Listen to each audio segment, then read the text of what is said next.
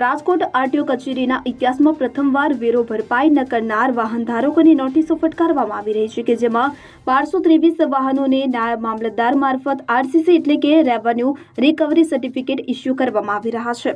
2 થી 8 વર્ષ સુધી વેરો ભરપાઈ ન કરનાર વાહન ધારકોને 20 કરોડથી વધુના વેરાની ચૂકવણી માટે નોટિસ આપવામાં આવી રહી છે કે જેથી 178 વાહન ધારકોએ 68 લાખ જેટલો વેરો ચૂકવી આપ્યો છે કે જેમાં શૈક્ષણિક સંસ્થાઓની સ્કૂલ બસો પણ સામેલ છે।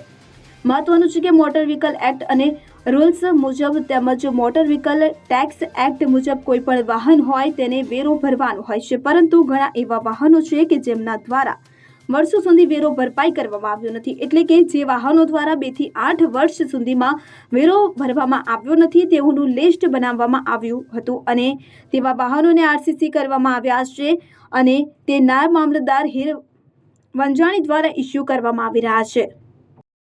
Bureau report CN24 news.